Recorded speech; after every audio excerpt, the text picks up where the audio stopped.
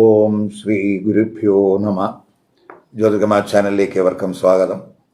ഇന്ന് ഞാൻ ചർച്ച ചെയ്യുന്നത് 2025 ഒക്ടോബർ മാസഫലം മകരക്കുറുകാർക്കും മകരലഗ്നക്കാർക്കും എങ്ങനെയാകും എന്നുള്ളതിനെ പറ്റിയാണ്. അതായത് ഉത്രാട നക്ഷത്രത്തിൻ്റെ അവസാനത്തെ 3 പാദം, തിരുവോണം, അതുപോലെ അവിട്ട നക്ഷത്രത്തിൻ്റെ ആദ്യത്തെ 2 പാദത്തിൽ പെടുന്നവർക്ക് ഒക്ടോബർ മാസം എങ്ങനെയാകും. അപ്പോൾ ആദ്യം നമുക്ക് ഈ മകരക്കുറുകാരുടെയും മകരലഗ്നക്കാരുടെയും ഫലം പറയുന്നതിന് മുമ്പ് ഈ കുറുകാർക്കും ലഗ്നക്കാർക്കും ഒക്ടോബർ മാസത്തിലെ ഗ്രഹസ്ഥിതി എങ്ങനെയെന്ന് നോക്കാം. ഗ്രഹസ്ഥിതി നോക്കുമ്പോൾ ജന്മ ലഗ്നരാശ്യാധിപൻ എന്ന് പറയുന്നത് ശനിയാണ്. ആ ശനി 3-ൽ നിൽക്കുകയാണ്. 3-ലെ ശനി നല്ലതാണ് എങ്കിലും 3-ൽ ആ ശനി വക്രത്തിൽ സഞ്ചരിക്കുകയാണ്. സൂര്യനാണെങ്കിൽ ഒക്ടോബർ 17-ന് 9-ൽ നിന്നും 10-ലേക്ക് രാശി മാറുന്നു. ചൊവ്വ ഒക്ടോബർ 27-ന് 10-ൽ നിന്നും 11-ലേക്ക് രാശി മാറുന്നു. ബുധൻ ഒക്ടോബർ 3-ന് 9-ൽ നിന്നും 10-ലേക്കും ഒക്ടോബർ 24-ന് 10-ൽ നിന്നും 11-ലേക്കും രാശി മാറുന്നു. ഗുരു ഒക്ടോബർ 18-ന് 6-ൽ നിന്നും 7-ലേക്ക് ഉച്ചരാശിയിലേക്ക് രാശി മാറുന്നു. ശുക്രൻ 9-ന് അഷ്ടമത്തിൽ നിന്നും 9-ലേക്ക് രാശി മാറുന്നു. രാഹു 2-ലും കേതു അഷ്ടമത്തിലും സ്ഥിതി തുടരുന്നു. അപ്പോൾ ഒക്ടോബർ മാസത്തിലെ പ്രത്യേകത എന്ന് പറയുന്നത് ശനി, രാഹു, കേതു ഈ 3 ഗ്രഹങ്ങൾക്ക് മാറ്റമില്ല. മറ്റെല്ലാ ഗ്രഹങ്ങൾക്കും ഒക്ടോബർ മാസത്തിൽ മാറ്റം വരുന്നുണ്ട്. അതിൽ തന്നെ പ്രത്യേകത എന്ന് പറയുന്നത് സൂര്യനും ശുക്രനുമൊക്കെ നീച രാശികളിലേക്കാണ് രാശി മാറുന്നത്. ഗുരു ആണെങ്കിൽ ഉച്ചരാശിയിലേക്ക് രാശി മാറുന്നു. മാത്രമല്ല 9-ഉം 10-ഉം ഭാവാധിപന്മാരായിട്ടുള്ള ബുധനും ശുക്രനും രാശി പരിവർത്തന യോഗം ചെയ്ത് വരുന്ന സമയവും കൂടെയാണ്. ഇതാണ് ഒക്ടോബർ മാസത്തിലെ ഗ്രഹങ്ങളുടെ രാശിമാറ്റത്തിൻ്റെയും പരിവർത്തനത്തിൻ്റെയും പ്രത്യേകത. നമുക്ക് ഈ ഗ്രഹസ്ഥിതി അനുസരിച്ച് എങ്ങനെയായിരിക്കും ഈ കുറുകാരുടെയും ഈ ലഗ്നക്കാരുടെയും ആരോഗ്യസ്ഥിതി നോക്കാം. ആരോഗ്യസ്ഥിതി നോക്കുമ്പോൾ ജന്മരാശ്യാധിപൻ ലഗ്നരാശ്യാധിപൻ ശനിയാണ്. ആ ശനി 3-ലാണ്. 7.5 ശനി കട്ടമൊക്കെ കഴിഞ്ഞ് 3-ൽ ശനി നിൽക്കുന്നു, നല്ലതാണ്. എങ്കിലും ആ 3-ൽ നിൽക്കുന്ന ശനി വക്രത്തിലാണ് സഞ്ചരിക്കുന്നത്. അപ്പം ശനി ജന്മരാശ്യാധിപൻ വക്രത്തിൽ സഞ്ചരിക്കുമ്പോൾ അല്പ പ്രതിരോധശേഷി, രോഗപ്രതിരോധ ശേഷിയൊക്കെ കുറയാൻ സാധ്യതയുണ്ട്. ഊർജ്ജസ്വലതയൊക്കെ കുറയും. എങ്കിലും ആ 3-ലൊക്കെ ശുക്രൻ്റെ ഉച്ചദൃഷ്ടി വരുന്നുണ്ട്. അതുപോലെ തന്നെ സൂര്യൻ്റെ ദൃഷ്ടിയൊക്കെ ഉണ്ട്. അതൊക്കെ നമുക്ക് ഗുണം ചെയ്യും. ഇപ്പോൾ 2-ൽ രാഹു സ്ഥിതിയുള്ള സമയമാണ്. അപ്പോൾ പൊതുവെ നമ്മൾ ആഹാരത്തിൽ വളരെ ശ്രദ്ധിക്കണം. അതുപോലെ ചിലർക്ക് 8-ലൊക്കെ കേതു നിൽക്കുന്ന സമയമാണ്. അപ്പോൾ സ്വാഭാവികമായിട്ടും അതുപോലെ ഒക്ടോബർ 8 വരെ ആ ശുക്രനും അഷ്ടമത്തിലെ കേതുവിനോടൊപ്പം യോഗം ചെയ്ത് നിൽക്കുകയാണ്. അത് ചിലർക്ക് നാഭിക്ക് താഴെ എന്തെങ്കിലും ചെറിയ ക്ലേശങ്ങൾ, ചിലർക്ക് യൂറിനറി ട്രാക്ട് ഇൻഫെക്ഷനൊക്കെ സാധ്യത കാണിക്കുന്നുണ്ട്. അതുപോലെ അവസാനത്തെ പകുതിയൊക്കെ ആകുമ്പോൾ ഗുരു 7-ൽ ഉച്ചസ്ഥിതനാകുന്നു.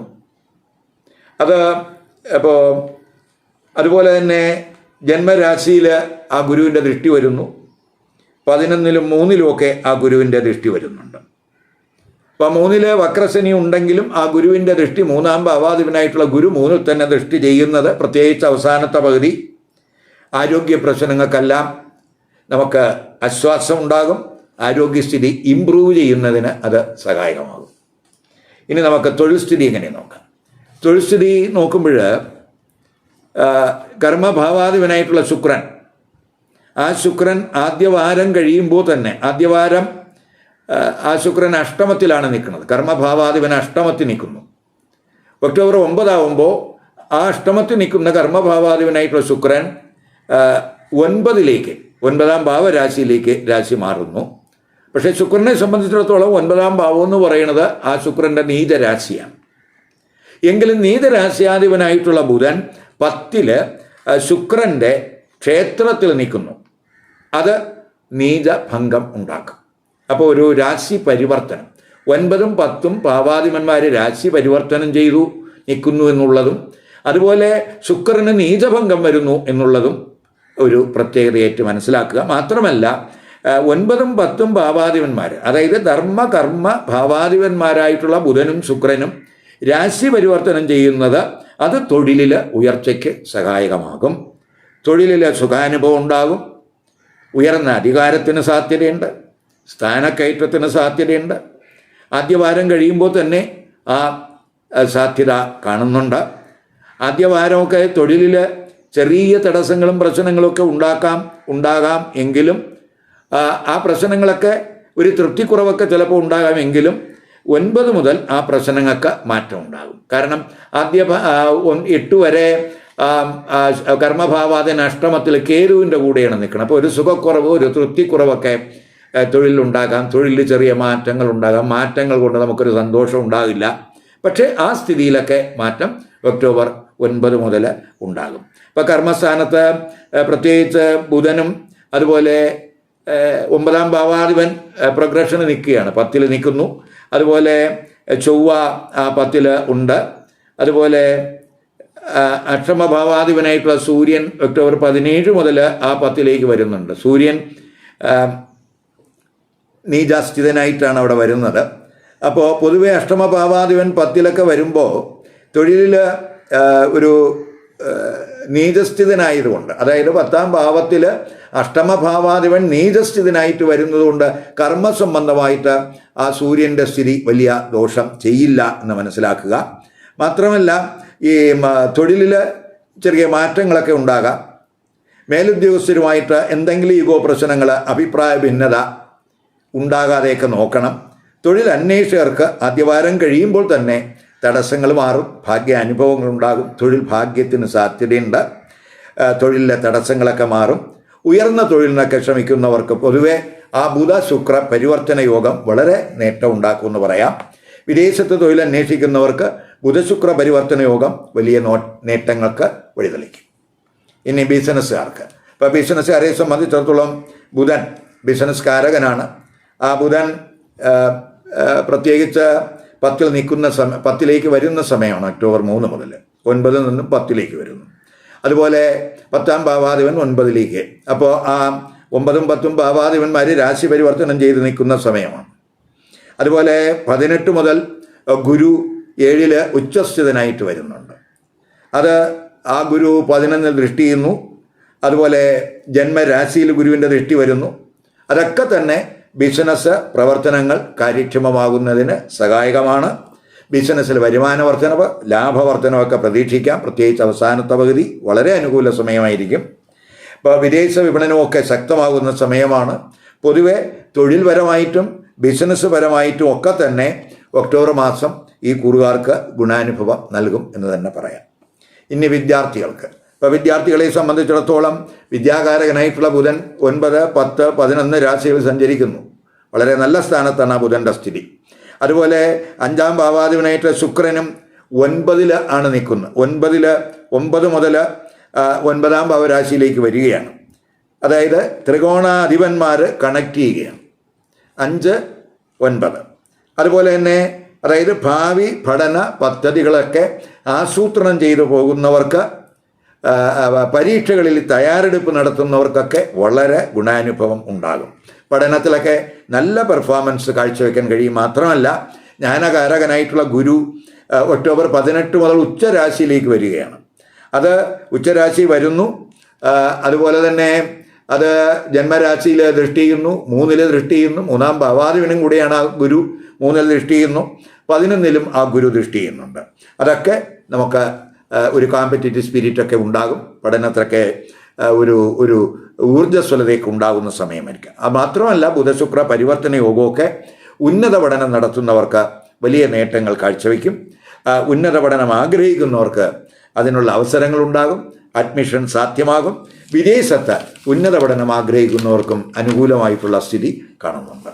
ഇനി ധനസ്ഥിതി എങ്ങനെ നോക്കാം. ധനസ്ഥിതി ചിന്തിക്കുമ്പോൾ ധനപരമായിട്ടുള്ള നേട്ടങ്ങൾ ഉണ്ടാകുന്ന സമയമാണ്. ഇപ്പോൾ നമുക്ക് ധനസ്ഥാനത്ത് രാഹുവുണ്ട്. അത് ധനാർജനത്തിന് നമുക്കൊരു തീവ്രമായിട്ടുള്ള ശ്രമമൊക്കെ ഉണ്ടാകും. പൊതുവെ രാഹു എക്സ്പാൻഷൻ്റെ ഒരു ഗ്രഹമാണ്. അപ്പോൾ രണ്ടിലൊക്കെ നിൽക്കുമ്പോൾ നമ്മൾ ധനാർജനത്തിനുള്ള ധനം എക്സ്പാൻഡ് ചെയ്യുന്നതിനുള്ള ഒരു ശ്രമമൊക്കെ ഈ സമയത്തുണ്ടാകും. അത് നല്ല മാർഗമായാലും ചീത്ത മാർഗമായാലും. അപ്പോൾ അത് മാത്രമല്ല, ഈ രണ്ടിലേക്ക് ഗുരുവിൻ്റെ ദൃഷ്ടിയും കൂടെ ഉണ്ട്. അപ്പോൾ ആ ഗുരുവിൻ്റെ ദൃഷ്ടി ഉള്ളത് അതും അതുപോലെ തന്നെ അവസാനത്തെ പകുതിയാവുമ്പോൾ ധനകാരകനായിട്ടുള്ള ഗുരു ഉച്ചരാശിയിലേക്ക് വരികയാണ്. ജന്മരാശിയിൽ ആ ഗുരുവിൻ്റെ ദൃഷ്ടി 11 നേട്ടത്തിൻ്റെ സ്ഥാനത്ത് ഉച്ചരാശി നിൽക്കുന്ന ഗുരു 11 ദൃഷ്ടി ചെയ്യുന്നുണ്ട്. അപ്പോൾ അതൊക്കെ തന്നെ ധനാഗമം കൂടുന്നതിന് സഹായകമാണ്, ധനനേട്ടത്തിന് വഴിയൊരുക്കും. അതേസമയം ആദ്യ പകുതി നമ്മൾ ഈ 2 രാഹു നിൽക്കുമ്പോൾ നമുക്കൊരല്പ ചെലവ് ഒക്കെ ഉണ്ടാകുന്നതിനൊക്കെ അത് സാധ്യത കാണിക്കുന്നുണ്ട്. മാത്രമല്ല 12 ആ ഗുരുവിൻ്റെ ദൃഷ്ടി വരുന്നുണ്ട്. 12 ഭാവാധിപനും കൂടിയാണ് ഗുരു ആദ്യ പകുതി. അപ്പോൾ നമുക്ക് ധനവ്യയം, അത് പ്രത്യേകിച്ച് നല്ല കാര്യങ്ങൾക്ക് വേണ്ടിയുള്ള ധനച്ചെലവിന് സാധ്യതയുണ്ട്. അത് ചിലപ്പോൾ ഭാവിയിൽ നമുക്ക് എന്തെങ്കിലും നേട്ടങ്ങൾ കിട്ടുന്ന പദ്ധതികളിലേക്ക് ചിലപ്പോൾ പണം മുടക്കുന്നതിനുള്ള ഒരു സാധ്യതയുണ്ട്. അതുവഴിയൊക്കെ ധനച്ചെലവ് കൂടാം. പക്ഷേ എങ്കിലും നല്ല കാര്യങ്ങൾക്കുള്ള ചിലവായിരിക്കും എന്നും കൂടെ മനസ്സിലാക്കുക. ഇനി വിവാഹം, ദാമ്പത്യബന്ധം, കുടുംബജീവിതം എങ്ങനെയെന്ന് നോക്കാം. വിവാഹം ആലോചിക്കുന്നവർക്ക് പൊതുവേ ഈ അവസാനത്തെ പകുതി ആദ്യ പകുതി അത്രത്തോളം അനുകൂല സമയമായിട്ട് കാണുന്നില്ല. അവസാനത്തെ പകുതി എന്ന് പറയുന്നത് വിവാഹ ആലോചനകൾക്ക് അനുകൂല സമയമായിട്ട് കാണുന്നുണ്ട്. കാരണം 7ാം ഭാവരാശിയിലേക്കൊക്കെ ആ ഗുരുവിൻ്റെ ഉച്ചദൃഷ്ടി വരുന്നുണ്ട്. വിവാഹ നിശ്ചയത്തിനൊക്കെ അവസാനത്തെ പകുതി അനുകൂലമായി കാണുന്നുണ്ട്. ആദ്യ പകുതിയൊക്കെ വിവാഹഭാവകാരകനായിട്ടുള്ള ശുക്രൻ അത് അഷ്ടമത്തിൽ ഒക്ടോബർ 8 വരെ അഷ്ടമത്തിലാണ്, കേതുവിൻ്റെ കൂടെയാണ് നിൽക്കുന്നത് എന്നുള്ള ഒരു സ്ഥിതി നമുക്ക് ആദ്യ പകുതിയിൽ അത്ര ഒരു അശാസ്യമായിട്ടുള്ള ഒരു സ്ഥിതി കാണുന്നില്ല. വിവാഹം വഴിയൊക്കെ അപ്രതീക്ഷിതമായിട്ടുള്ള നേട്ടങ്ങൾ ചിലപ്പോൾ ഈ കൂറുകാർക്ക് ഉണ്ടാകാം. കമിതാക്കളെ സംബന്ധിച്ചിടത്തോളം ആദ്യവാരം ഗുണം ചെയ്യണമെന്നില്ല. ഇപ്പോൾ പ്രണയബന്ധത്തിൽ തൃപ്തിക്കുറവിനോ പ്രണയ പങ്കാളിക്ക് ആരോഗ്യ പ്രശ്നങ്ങൾ ഉണ്ടാകുന്നതിനൊക്കെ സാധ്യത കാണുന്നുണ്ട്. കാരണം 5ാം ഭാവാധിപനായിട്ടുള്ള ശുക്രൻ 8ലാണ് ആദ്യ ഒക്ടോബർ 8 വരെ നിൽക്കുന്നത്. ശുക്രന് കേതുവുമായിട്ടൊക്കെയുള്ള യോഗം അവിടെ അഷ്ടമത്തിൽ വരുന്നുണ്ട്. അപ്പോൾ അതൊക്കെ ചിലപ്പോൾ പ്രണയ പങ്കാളിക്ക് എന്തെങ്കിലുമൊക്കെ ആരോഗ്യ പ്രശ്നങ്ങളോ അല്ലെങ്കിൽ പ്രണയബന്ധത്തിൽ ഒരു തൃപ്തിക്കുറവിനൊക്കെ സാധ്യത കാണിക്കുന്നുണ്ട്. അതുപോലെ തന്നെ ആദ്യവാരമൊക്കെ കഴിയുമ്പോൾ സ്ഥിതിയിൽ ചെറിയ മാറ്റങ്ങളൊക്കെ വരും. ശുക്രൻ പ്രണയത്തിൻ്റെ ഗ്രഹമാണ് ശുക്രൻ. ആ ശുക്രൻ 8 എന്നൊക്കെ മാറി 9ലേക്ക് വരുന്നു. പക്ഷെ നീചരാശിയിലേക്കാണെങ്കിലും ആ ശുക്രന് നീചഭംഗം ഉണ്ട് എന്നുള്ളതാണ്. അപ്പോൾ അത് ഈ പ്രണയബന്ധത്തിൻ്റെ ആ പ്രോബ്ലങ്ങളൊക്കെ മാറാൻ അത് വഴിതെളിക്കും. ബുധശുക്ര പരിവർത്തന യോഗവും കൂടെ ഉണ്ട്, അതും ഗുണം ചെയ്യും. എങ്കിലും 5 പ്രത്യേകിച്ച് ചൊവ്വയുടെയൊക്കെ ദൃഷ്ടി ഉണ്ട് എന്നും കൂടെ നമ്മൾ മനസ്സിലാക്കണം. അപ്പോൾ ഇടയ്ക്കിടയ്ക്ക് ഈ കമിതാക്കൾക്കിടയിൽ എന്തെങ്കിലും അഭിപ്രായ ഭിന്നതകളോ തർക്കങ്ങളോ ഒക്കെ ഉണ്ടാകാം. അവിടെ കൂടെ ഒരു കെയർ വേണം. അതുപോലെ ദാമ്പത്യ ബന്ധത്തിലോട്ട് വരുമ്പോൾ ദമ്പതിമാർക്ക് പൊതുവേ ദാമ്പത്യ ബന്ധമൊക്കെ സന്തോഷകരമാകും എന്ന് തന്നെ പറയാം. എങ്കിലും ദമ്പതിമാർക്കൊക്കെ ഈ ദൂരയാത്രയ്ക്കോ ഷോപ്പിങ്ങിനോ ഒക്കെ സാധ്യത കാണുന്നുണ്ട്. ജീവിത പങ്കാളിക്ക് ഭാഗ്യാനുഭവങ്ങൾക്കൊക്കെ സാധ്യതയുണ്ട്. പൊതുവെ അവസാനത്തെ വരിയൊക്കെ ആകുമ്പോൾ 7ലൊക്കെ ആ ഗുരുവിൻ്റെ ഉച്ചദൃഷ്ടിയൊക്കെ ഉച്ചസ്ഥിതിയൊക്കെ വരികയാണ്. ജന്മരാശിയിൽ ആ ഗുരുവിൻ്റെ ദൃഷ്ടിയുണ്ട്, അതൊക്കെ ഗുണം ചെയ്യും. അപ്പോൾ ആദ്യത്തെ ഒരു വാരം ചെറിയ ഒരു തൃപ്തിക്കുറവ് ദാമ്പത്യ ബന്ധത്തിൽ കാണുന്നുവെങ്കിലും ശുക്രൻ 9 മുതൽ ഭാഗ്യസ്ഥാനത്ത് വരുന്നു.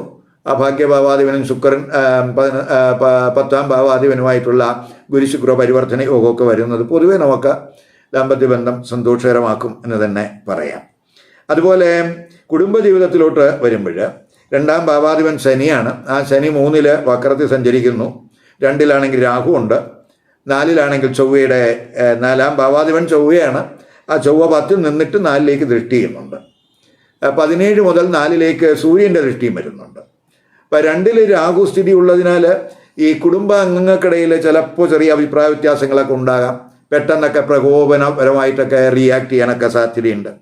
അപ്പോൾ അവിടെ എങ്കിലും ഗുരുവിൻ്റെ ദൃഷ്ടി ഉള്ളത് അവയൊക്കെ നിയന്ത്രിക്കാൻ സഹായകമാണ്. അതുപോലെ 4ലെ കുജൻ്റെ ദൃഷ്ടി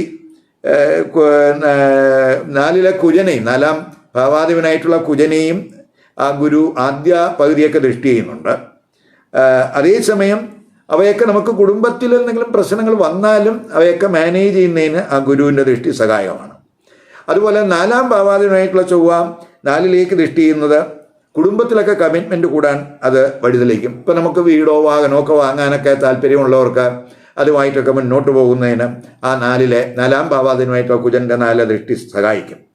അതേസമയം 8ാം ഭാവാധിപനായിട്ടുള്ള സൂര്യൻ അവസാനത്തെ പകുതി ഈ 10ാം ഭാവരാശി നിന്നുകൊണ്ട് 4ലേക്ക് ദൃഷ്ടി ചെയ്യുന്നുണ്ട്. അത് ചിലപ്പോൾ ബന്ധുക്കൾക്കിടയിൽ ചെറിയ ഈഗോ പ്രശ്നങ്ങൾ ഉണ്ടാകാം. അപ്പോൾ അവിടെ നമ്മൾ ഒരു കെയർ വേണം. ഒക്ടോബർ 12, 13, 17, 18, 27, 28 ഈ തീയതികൾ, ഈ ദിവസങ്ങൾ ഈ മകരക്കുറുകാർക്കും മകരലഗ്നക്കാർക്കും അനുകൂല ദിവസങ്ങളല്ല. അതുകൊണ്ട് ഈ ദിവസങ്ങളിൽ നമ്മൾ ശുഭകർമ്മങ്ങൾ ഒഴിവാക്കണം, മംഗളകർമ്മങ്ങൾ ഒഴിവാക്കണം. അതുപോലെ പുതിയ സംരംഭങ്ങൾ തുടങ്ങുന്നത് ഒഴിവാക്കണം. അതുപോലെ പ്രധാന തീരുമാനങ്ങൾ ഈ ദിവസങ്ങളിൽ എടുക്കുന്നതും ഒഴിവാക്കണം. ഞാനിവിടെ പറഞ്ഞത് മകരക്കൂറുകാരുടെയും മകരലഗ്നക്കാരുടെയും ഒരു പൊതുഫലമാണ്. മകരക്കൂറിൽ പെടുന്ന ചിലർക്ക് മാത്രമേ മകരലഗ്നം വരികയുള്ളൂ. മകരക്കൂറും മകരലഗ്നവും ഒന്നായിട്ട് വന്നിട്ടുള്ളവർക്ക് പൊതുഫലത്തിൽ വലിയ വ്യത്യാസം വരില്ല. ചെറിയ എന്തെങ്കിലും വ്യത്യാസം വരാം. ആ വ്യത്യാസം അവർക്കിപ്പോൾ നടക്കുന്ന ദശയുടെയും അപകാരത്തിൻ്റെയും സ്വാധീനം കൊണ്ടുണ്ടാകുന്ന മാറ്റങ്ങളായിരിക്കും. ഇപ്പോൾ ദശാനാഥനോ അപകാരനാഥനോ ഒക്കെ ജാതകത്തിലൊക്കെ ഇഷ്ടസ്ഥാനത്തേക്കുന്ന ഗ്രഹങ്ങളാണെങ്കിൽ പൊതുവെ ഗുണാനുഭവം ഉണ്ടാകും, അല്ലെങ്കിൽ ഗുണാനുഭവം അല്പം കുറയും. അതേസമയം നമ്മൾ മനസ്സിലാക്കേണ്ടത് മകരക്കൂറിലെ നക്ഷത്രക്കാർക്ക് ചിലർക്കേ മകരലഗ്നം വരികയുള്ളൂ, മറ്റുള്ളവർക്ക് വ്യത്യസ്ത ലഗ്നരാശിയിൽ വരും. അപ്പോൾ വ്യത്യസ്ത ലഗ്നരാശികൾ വരുന്ന മകരക്കൂറുകാരെ സംബന്ധിച്ചിടത്തോളം അവർ ഈ കൂറിൻ്റെ ഫലത്തോടൊപ്പം അവരുടെ ലഗ്നരാശി ഏതാണെന്ന് മനസ്സിലാക്കി ആ ലഗ്നരാശിയുമായിട്ട് ബന്ധപ്പെട്ട് പറയുന്ന ഫലം ഇതിനോടൊപ്പം കണക്ട് ചെയ്യണം. എങ്കിൽ മാത്രമേ അവർക്ക് ഒക്ടോബർ മാസത്തിലെ ആ പൊതുഫലത്തിൻ്റെ കൃത്യചിത്രം കിട്ടും. മാത്രമല്ല, നമ്മൾ ഒരു കൂറിൻ്റെ ഫലം നമ്മൾ അനലൈസ് ചെയ്യുമ്പോൾ അത് ചിലപ്പോൾ എന്തെങ്കിലും ദോഷ അനുഭവങ്ങളൊക്കെ ചിലപ്പം പറയാം. പക്ഷേ ഈ കൂറിലെ നക്ഷത്രക്കാർക്ക് ഇഷ്ടരാശിയിലാണ് ലഗ്നം വന്നിട്ടുള്ളതെങ്കിൽ ആ ദോഷാനുഭവം ആ ലഗ്നത്തിൻ്റെ സ്ഥിതി കൊണ്ട് മാറാം. അപ്പോൾ കൂറിൻ്റെ ഫലത്തോടൊപ്പം ആ ലഗ്നരാശിയുടെ ഫലവും കൂടെ ബന്ധപ്പെടുത്തി കേൾക്കുക. മാത്രമല്ല, കൂറിൻ്റെ ഫലത്തെക്കാളും കൂടുതൽ കൃത്യതയെന്ന് പറയുന്നത് ലഗ്നത്തിനുണ്ട്. അതുകൊണ്ടാണ് ഒരേ നക്ഷത്രക്കാർക്ക് പോലും വ്യത്യസ്ത ഫലങ്ങൾ വരുന്നത്. കാരണം അവർക്ക് വ്യത്യസ്ത ലഗ്നരാശികളായിരിക്കാം വന്നിരിക്കുന്നത്. അപ്പോൾ ഒരേ കൂറും ഒരേ ലഗ്നരാശിയും ആണെങ്കിൽ പിന്നെ വലിയ മാറ്റമൊന്നും വരില്ല. വ്യത്യസ്ത ലഗ്നരാശി വരുന്നത് കൊണ്ട് ഫലത്തിൽ മാറ്റങ്ങൾ വരാൻ സാധ്യതയുണ്ട്. ഇവയൊക്കെ നമ്മൾ ജാതക നിരീക്ഷണത്തിലൂടെ മാത്രമേ പറയാൻ കഴിയുള്ളൂ. ഈ വീഡിയോ ഇഷ്ടപ്പെട്ടുവെങ്കിൽ ലൈക്ക് ചെയ്യുക, ഷെയർ ചെയ്യുക. അതുപോലെ സബ്സ്ക്രൈബ് ചെയ്യാത്തവർ സബ്സ്ക്രൈബ് ചെയ്ത് കാണുക. മറ്റൊരു പുതിയ വിഷയവുമായി അടുത്ത വീഡിയോയിൽ കാണാം. നമസ്കാരം.